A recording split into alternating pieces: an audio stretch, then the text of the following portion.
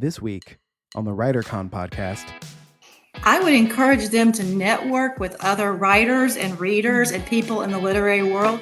Welcome to WriterCon, a gathering place for writers to share their knowledge about writing and the writing world. Your hosts are William Bernhardt, best-selling novelist and author of the Red Sneaker books on writing, and Lara Bernhardt, award-winning author of the Wantland Files book series. Thank you, Jesse Ulrich. And hey there, writers. Thanks for joining us.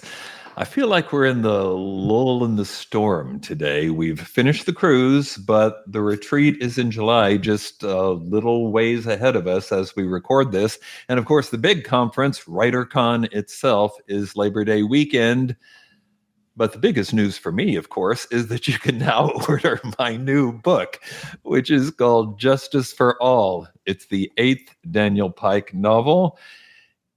And he's in a courtroom showdown with Kinsey Rivera, the attorney from my Splitsville series of novels. So yes, it's another Bernhardt shared universe. Let me try that again. The BSU, the Bernhardt Shared Universe event. That's what it is. Okay, Lara, you're the only person present who's read it, so I'm turning to you.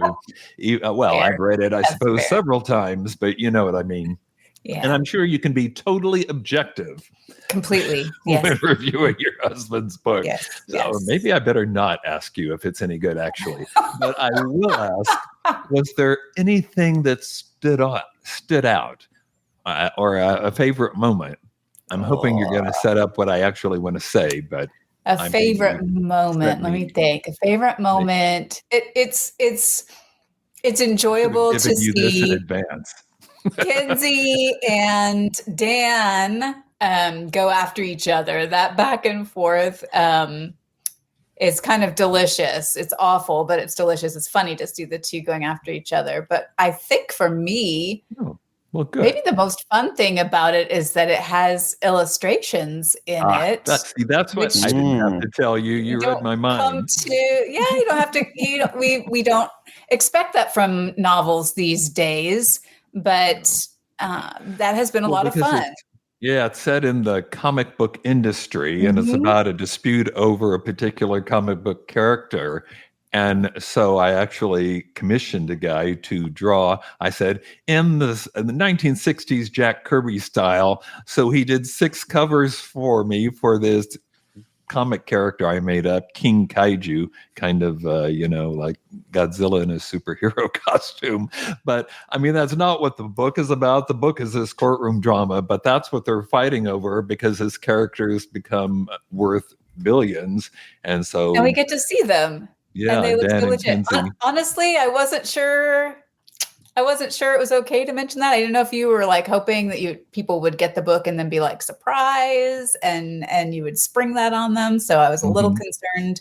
I wasn't going to give away too much, but I thought maybe if I just said the illustrations, that would be okay. Yay. That was good. Okay, Jesse, I'm dragging you into this extended commercial now. Yes. You're familiar with shared universes, right? I am. You've seen the Avengers. So here's your trivia question, which I'm just telling everybody I did not put in any script for this show. He's on its own. It's Final Jeopardy question for you. What writer created the first shared universe?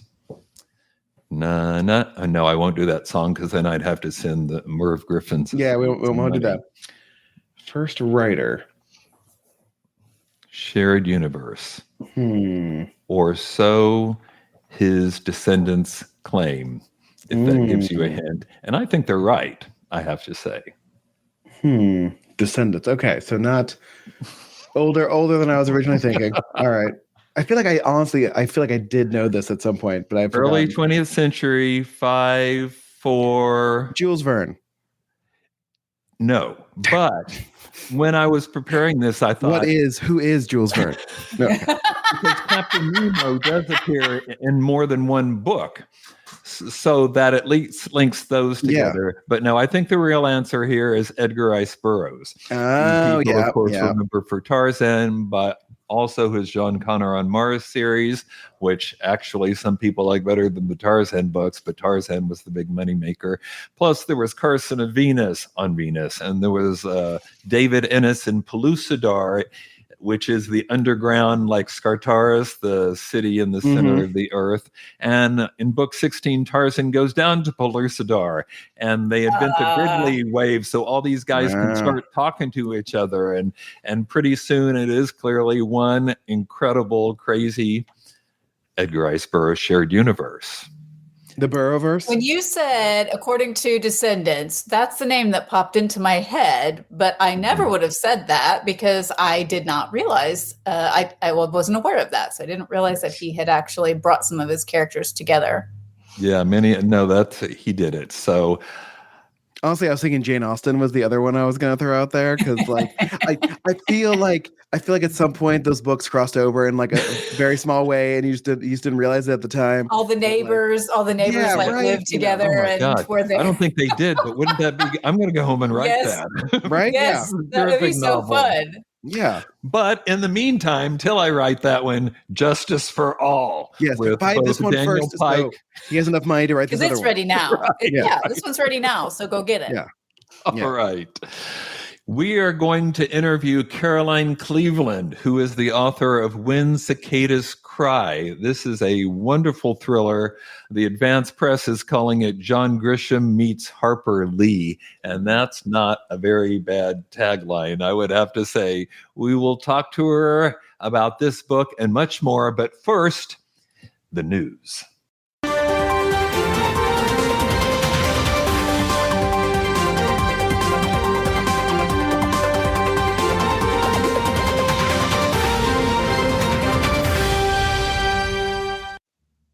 News story number 1. Shouldn't surprise you since the whole rest of the world is talking about AI. Why wouldn't we? But the topic here is that publishers are beginning to add contract clauses relating to AI in different ways to their publishing contracts with authors. According to Publishers Lunch, which is part of Publishers Weekly, at least 3 of the big 5 publishers, specifically Penguin Random House and Hachette and Macmillan, are adding contract languages to prohibit publishers from using this contracted work of the author to train AI models or to sell it or license it to someone else to train for AI models. In at least one of these houses, this language has to be requested by your agent, which is a good reason to have agents, but I'm sure the author could do it themselves. In other cases, it's just now part of the boilerplate contract. Random House is still reserving the right to use your work specifically, to train their own AI tools, like we can do it, but nobody else can. I'm not sure that's really better if they're still not paying you an additional fee for that, but whatever, that's how it goes. Some of these are welcome contractual changes. I mean, we've got to keep pace with what's going on out there, but some people, and particularly agents, don't want to make broad contract changes when there are still so many unknowns about AI. Authors are worried about AI being used in cover design or editing or translating even, or audio narration. And we really don't know where this is going yet. So it's hard to know how to address it in a contract. Jesse, is this happening too soon? I mean, it feels like we're barely beginning to understand what AI can even do.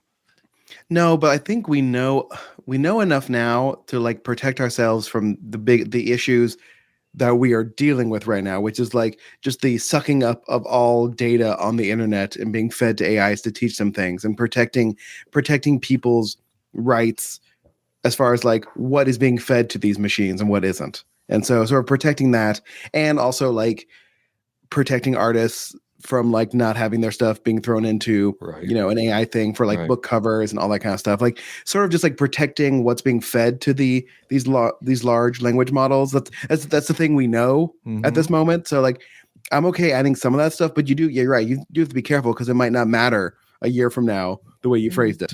So, well, you mentioned the music industry. It's kind of interesting to me that, the music industry is like putting up a big stop sign, I think, for the most part, saying no AI nowhere near us, whereas a lot of authors, particularly those who aren't with big publishers now, are using AI to generate audiobooks or trailers or whatever, not to write the books, but cover design, things like that.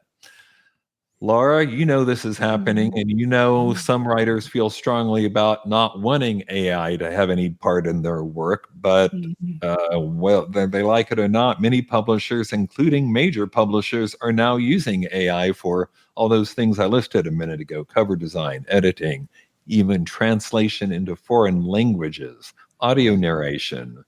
How do you feel about that? I've seen so much junk produced by AI that I'm not a big fan yet, not for creation. In fact, I've already checked the no box as far as cover design. Is it okay if we use AI in your cover design? I said no. I haven't seen something that leads me to think that AI can really create something super useful yet. I also firmly believe that you need a real human when you are editing. There are just so many things that are suggested to me by what's basically early AI, which is in a Word document, you get those suggestions for things, and sometimes it's wrong. I really think we need a human for a lot of these things to make the best work possible. Right. There are I a don't lot of think we're ready programs yet. out there, and people are buying them. AutoCrit, and I know there are others that you pay a fee, and this computer, meaning an AI, looks at your manuscript and gives you feedback. And I'm not passing judgment on the program I mentioned because I've never used it, but I do know there are people who love using these programs. In part, I think I don't know, it's just more fun to play with a gadget, but I don't know. People are doing it, right? If someone finds some use from that, if it can help you take your manuscript to the next step, I would never discourage someone from that. I have a different opinion of editing it. I consider it an appropriate use of AI if it's something that an editor could help you do. And we're not talking about creation at that point. We're talking about trying to tweak what you've made and make it better. And so in that regard, if someone's using it to analyze what they've written and maybe get some potentially helpful feedback on how to improve it, and they think that it helps them and it can maybe get them the next step, that I would be okay with that. Well, a lot of interesting issues raised, and we don't know all the answers, which I guess is why some people are saying breaks. Yeah, if you actually ask me for a solution, I'm gonna hard pass on trying to come up with one of those. I don't have that for you. And as far as translation services go, I would worry about that kind of the same way I would. I think you need a human actually doing that, because there are so many colloquialisms and so many things that we say that don't directly translate from one to another. You need a human brain behind that to make it really turn out well, in my opinion. Right. But what if the AI program did the first draft, which was about 90% of the work or more, and then somebody else came along and fixed the boo-boos? Wouldn't that reduce the cost authors would have to pay to get a foreign translation? The person, the human doing it, I would imagine, would still have to go over it pretty much the entire book. Like, yes, I think it would save time. I don't think it would save as much time as people think it would, because you still have to read, just like when I edit an audiobook, right? I still have to re-listen to the entire book, even after it's been recorded, just to double check. To double check. And I don't know. I wouldn't trust it. I would still be worried that it had mistranslated too much. And if you have a person coming along behind, if they haven't seen the original and they're not doing the whole thing, they might not realize where it has skewed the intended original writing, and won't know how to correct it, perhaps. And as far as audio narration, I don't know. Jesse's spoken to this one for sure, that we need that human element. I Oof, that's a big one. That's a big one. And I am still kind of vacillating on where I fall on that. I know sometimes people would argue that you don't want to cut the artist out of the equation.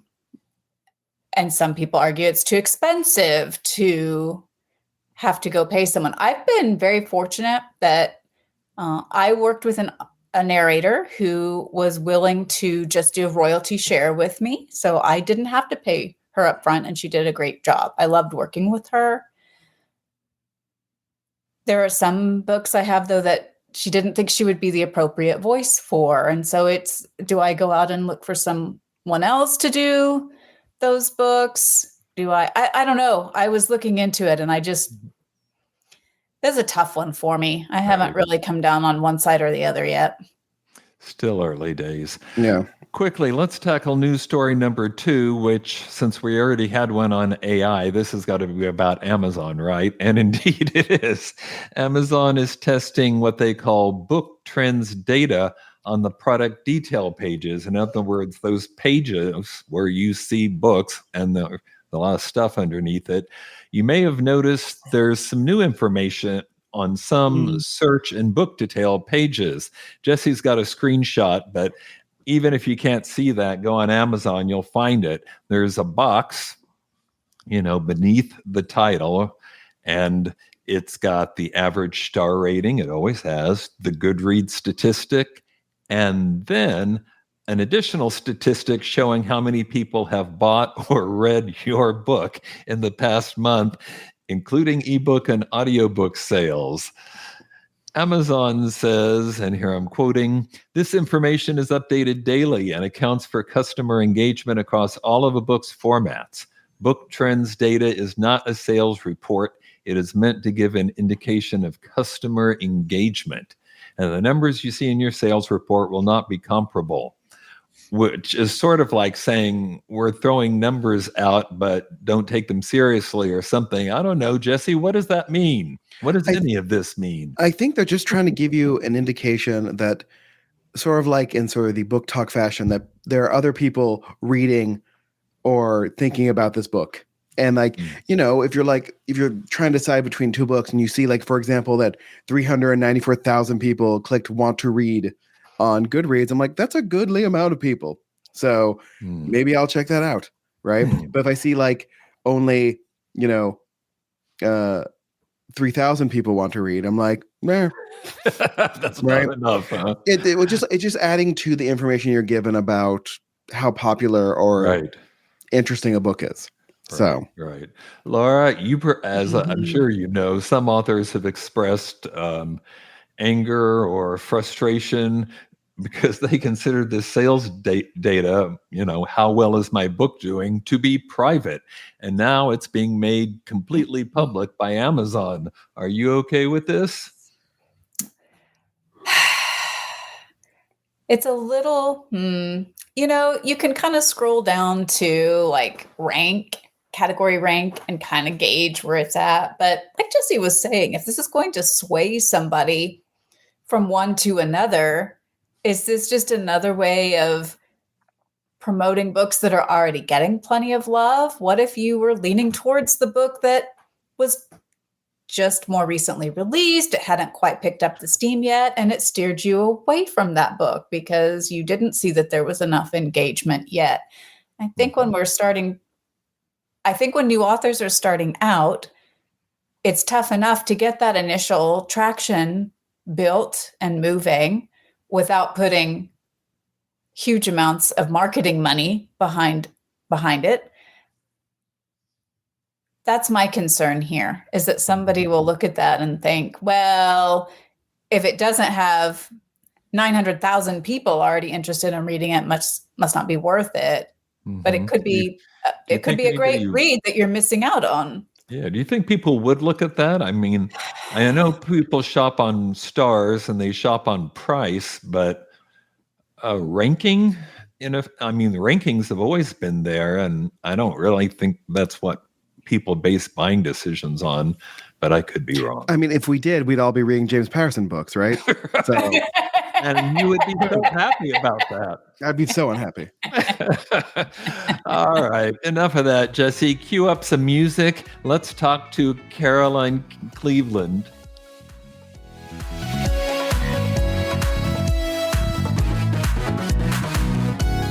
Caroline, welcome to the podcast.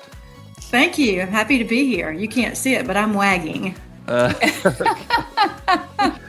Okay, traditional first question. If you could offer writers one piece of advice, what would it be?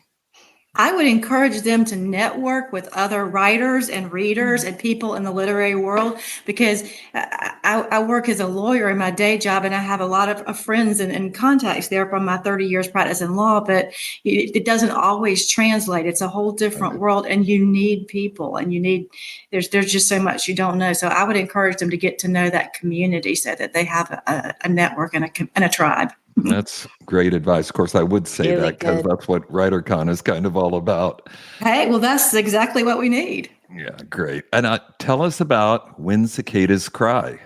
Well, When Cicadas Cry is a Southern legal thriller. It's set in Walterboro, South Carolina, which is where I happen to grow up, and nearby Edisto Beach. It takes place in 2017 and in the aftermath of the Mother Emanuel Church massacre, which was just down the street from my house, and the Walter Scott shooting. It was a police shooting of an unarmed Black suspect. So our little community, racial tensions were high, and it was a tough time. And so it's against that backdrop that my book opens. Sounds suspenseful. Pretty Good secrets. work. Wow. that sounds very powerful. I'm It's ready. also- I'm adding that to my TBR list.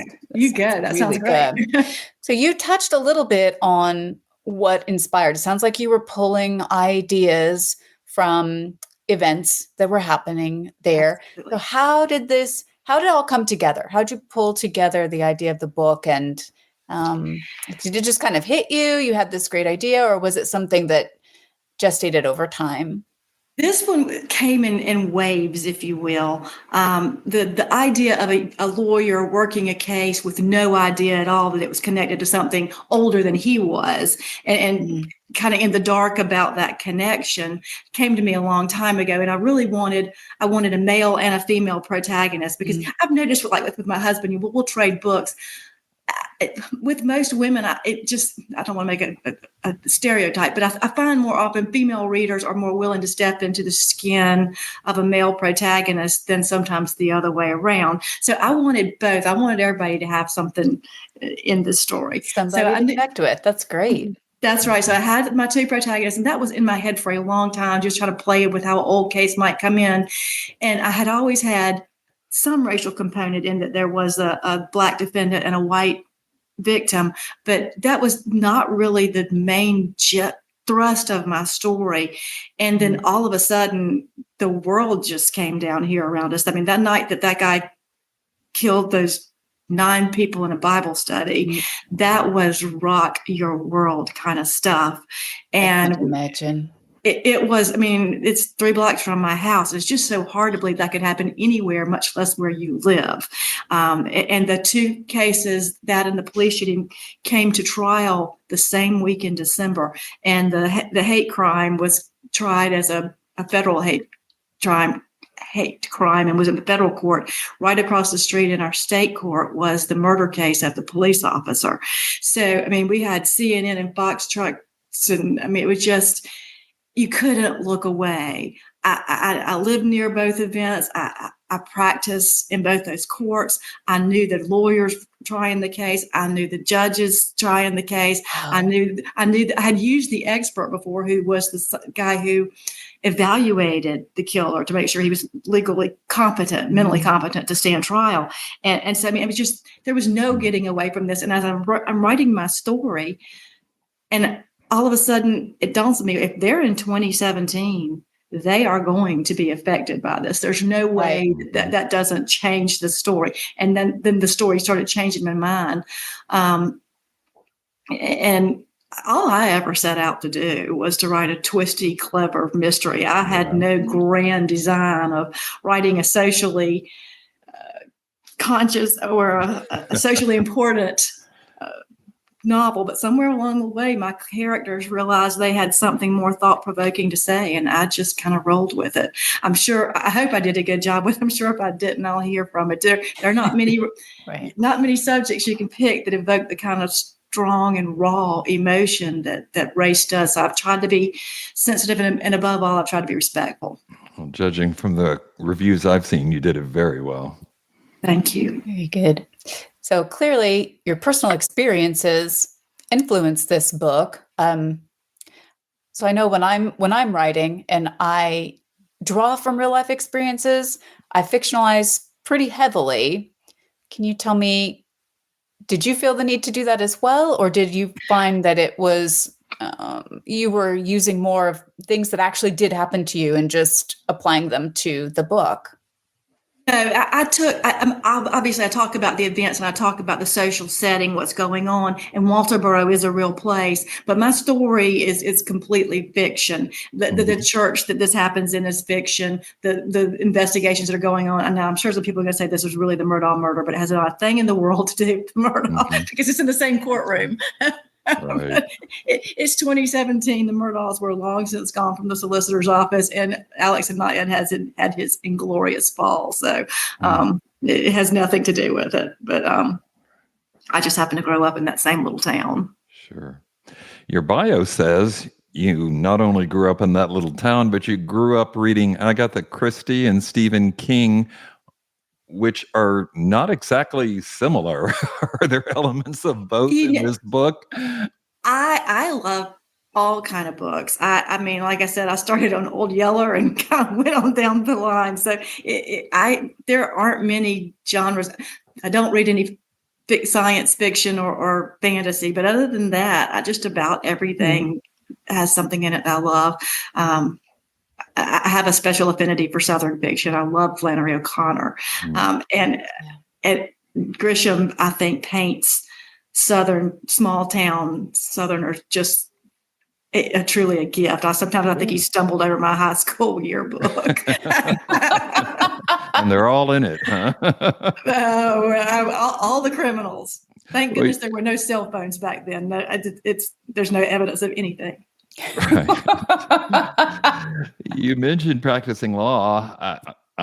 You couldn't tell it to look at you, but your bio says you've been practicing law for 30 years. And I didn't go straight through school, so I'm an old woman, but thank you for your comment. Well, okay. So what has caused you to turn to writing now? I've been playing with it. I guess it's somewhere around 2014 when I first just, it dawns on me. I work with a lot of law enforcement clients and a lot of cities and counties, public entities.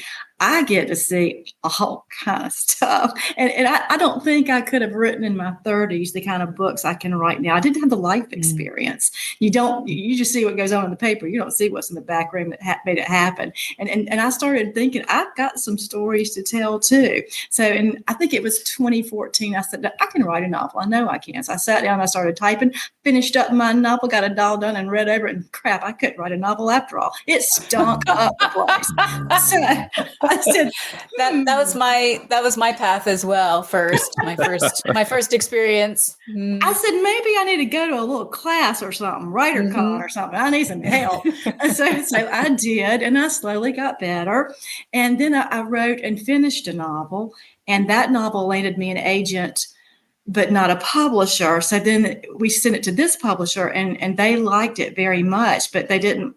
I guess they're looking at my life track and they're saying, we want to make sure you're not going to we're going to waste our time. You're only going to do one book and not be interested anymore. So they said, well, can you show us something you're working on? And I had not yet finished the Cicada book. And I sent it, and Marley called me back, my agent, Marley Rusoff, wonderful, wonderful woman. She said, she starts talking, we sold the book, and I'm listening to her, and I'm listening. Okay, wait, Marley, you're talking about the wrong book. That book's not ready. It's not written. And she says, well, congratulations, you got 4 months.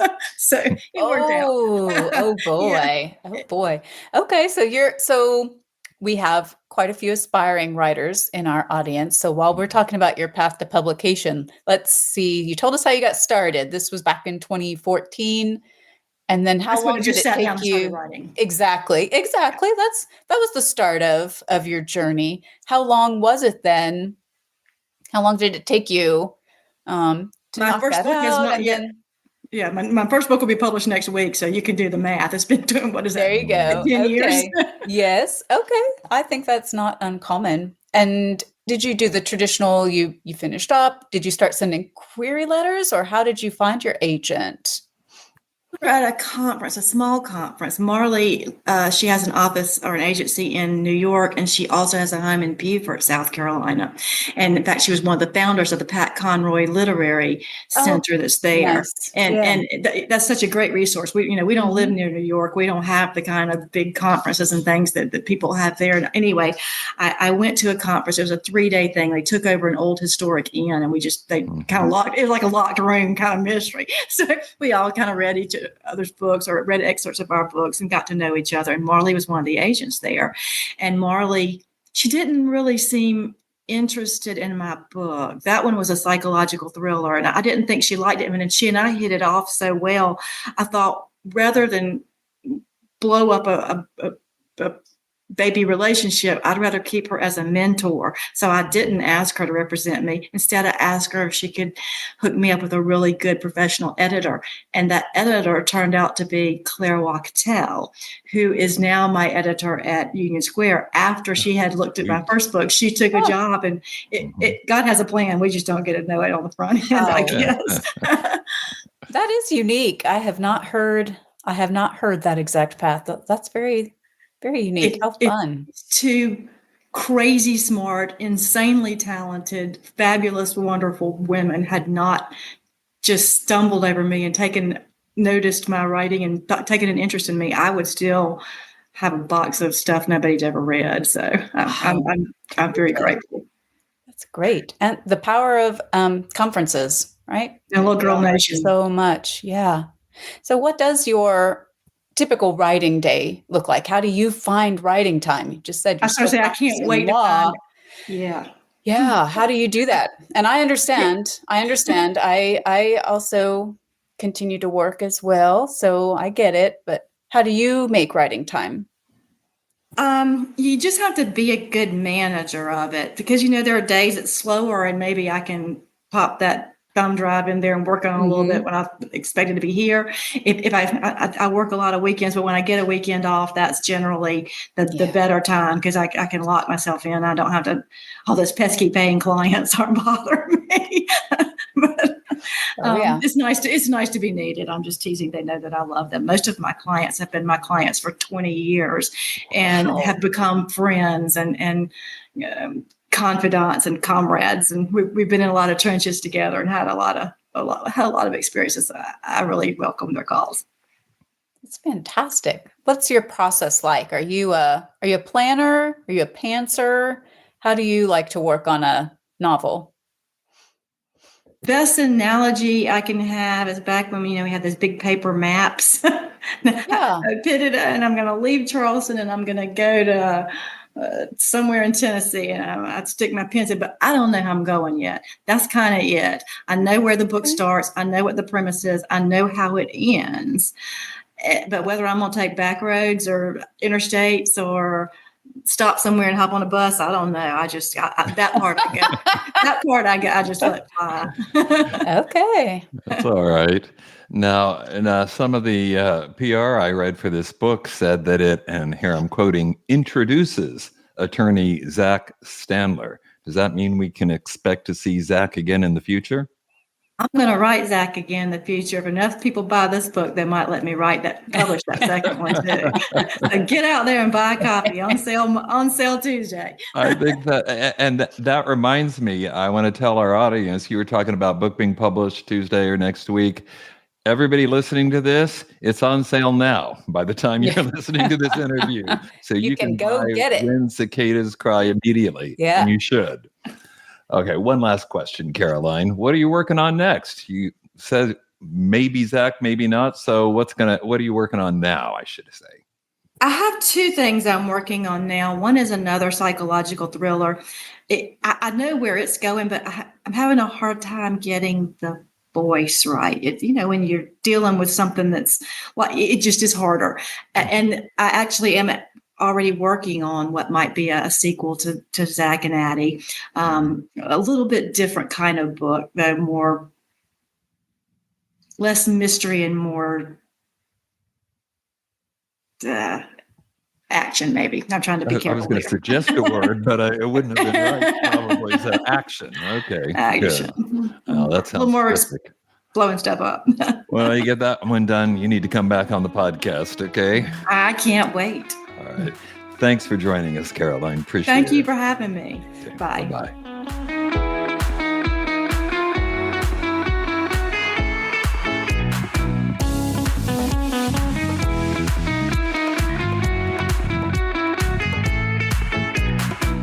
Just a few parting words. Laura, tell us all about the forthcoming WriterCon retreat. I'm so looking forward to this. I'm so ready. I'm ready to get away, get out of town, and go relax in a spa resort. There's 300 acres, and we're going to have this place all to ourselves. We've got rooms, we've got cottages, the spa's there. People who enjoy golfing, there's golf, there's hiking, there's a pool. Oh, wait, we're going to be writing too, aren't we? Yeah, that's right. There is a writing retreat thing going on, but yes. Selling the location fabulously. Well, I keep pulling up the cane brake and drooling over it when I get a little bit stressed out at work, because I keep thinking, okay, not too much longer now, and we'll go relax. I do need to get away and relax. But meanwhile, while we're relaxing, Bill and I will be there for you. We'll come together. We'll talk about whatever you need to work on with your writing. Whoever comes, you are going to get to choose what it is that we talk about every day. You're also going to get daily, probably, feedback on your manuscripts. You're going to bring what you're working on, and we're going to sit down and work on it with you. This is something that you just can't put a price on, honestly. This kind of feedback is absolutely invaluable, and it's the way to really take your novel to the next level. Yeah, not to brag. Well, this is totally bragging, but we have had a lot of people come out of these retreats and publish their work with serious publishers later on. So come join us, because we would love to work with you. All right. Until next time, hey, writers, keep writing. And remember, you cannot fail if you refuse to quit. See you next time.